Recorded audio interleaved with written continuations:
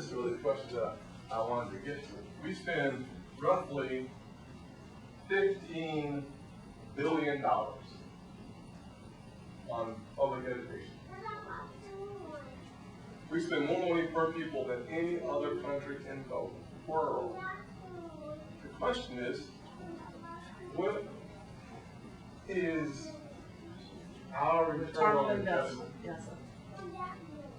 And so the question is, can we improve our return on investment when we realize that we rank 14th, 17th, and 27th, and I think it's reading, math, and science, these three, I may have had them off a little bit, but those are the numbers. 14th, 17th, 27th, out of 34 OECD high-income countries. So if we can do better, we should do better. And if we're spending the most in any country in the world, we ought to take that into consideration. So the question then becomes simply this. This is how I'm looking at it. So I'm not saying that you're wrong, I'm just saying how I see the world. And it's this, that if the answer is yes, we can do better, the question then becomes how. And if the answer of how is charter schools, public school choice, private schools, whatever it is, should we consider the answers that get us to a better yes? I say yes. And then the question becomes, well, what happens to those students that are trapped in failing schools? I'm in North Charleston, where one of our schools, both of the schools in North Charleston High School, are failing high schools, including the one that I graduated from, Shaw High School.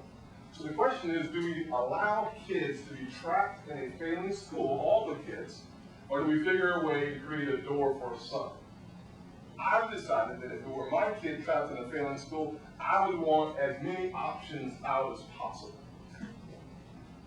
And so I don't have a really good answer for you, to be honest, about the effects of taking kids out of failing schools and then there are kids left in those failing schools. I would just submit to you that if there's a way to reach one kid and improve the outcome of that community because that one kid and their educational opportunities were transformed, I think we should at least put it on the table and have a serious debate about that. If we don't have the debate, then I think we've done a disservice and an injustice to the entire community. Because kids who don't graduate, they all stay home. Right. I heard your own personal story, though, Yes, and ma'am. I actually thought about you. Yeah. Because with the mother working those hours, she wouldn't have been able to provide transportation for you to go to a different school. Exactly. And It's you know, hard. I've seen with my own children Yes, that, no, I don't believe in dumbing down education at all. And I had children, two of my children went to the governor's school for science and math, but their education's in Calhoun County High School. And the other one could have gone and didn't want to leave Calhoun County. Right.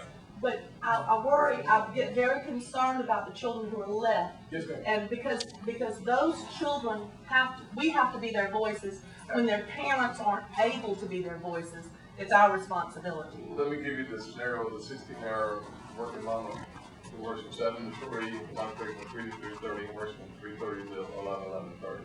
So I understand these kids. I will tell you that the outcome of my education and my life was somehow steered by a community that helped me get to football practice when I couldn't get there, ride my bike when I had to ride my bike. There had to be someone other than the government. I don't believe the government's God. And so I believe that there has to be. I agree. No, I'm not saying that you do either. I'm saying that I don't believe the government's God. I don't know that there's a federal answer to everything. I think ultimately if there are kids trapped in failing schools, we need to either figure out how to fix those schools or fix it so the kid can leave. One of the things we do with the IDEA and the money for kids that have special needs, is in the rarest occasions, we allow for those dollars to leave public schools and follow the child to a private school. If they can't get their needs met, we figure a way out. I think we have to consistently and continuously figure ways out.